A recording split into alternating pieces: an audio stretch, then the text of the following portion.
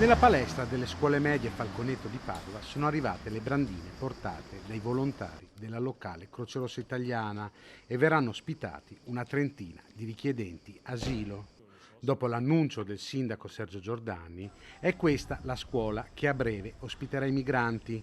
L'uso della palestra è temporaneo, come ha sottolineato anche il primo cittadino. La struttura, infatti, il 13 settembre tornerà a riempirsi di studenti. Per quella data i migranti non ci saranno più e la struttura sarà nuovamente utilizzabile. Per ora a Padova questo è l'unico punto in allestimento. La palestra del Duca degli Abruzzi al momento non sarà utilizzata. Non c'è ancora una data precisa per l'arrivo dei richiedenti asilo, per la maggior parte persone provenienti dalle aree subsahariane. Le ipotesi più realistiche parlano già di domani o del fine settimana. Speriamo che vengano rispettati i tempi e i modi per assicurare che il 13 settembre cominciano le scuole con la presenza appunto degli alunni a scuola, ma comunque ricordiamo anche dal 1 settembre gli insegnanti prendono servizio e con le riunioni per l'organizzazione dell'anno scolastico, quindi insomma auspichiamo che tutto questo rientri, che possiamo permettere ai nostri studenti, al corpo insegnanti e a tutto il personale della scuola un inizio sicuro di anno scolastico. Anche a Selvazzano Dentro, comune commissariato dopo la caduta del sindaco Giovanna Rossi, potrebbero arrivare dei migranti.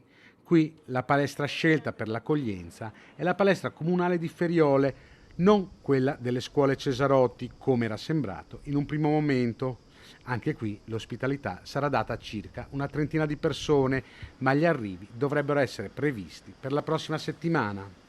L'amministrazione padovana rivendica la scelta di aprire le palestre delle scuole per accogliere i migranti, l'unico modo per evitare la nascita di hub. Noi lo ribadiamo, siamo per l'accoglienza diffusa, un modello sostenibile sia per chi arriva ma anche per le popolazioni locali che così non hanno grandi insediamenti che possono creare dei problemi. Molti sindaci anche che sostengono il governo sostengono questo modello. Purtroppo non abbiamo ancora delle soluzioni, delle proposte da parte del governo.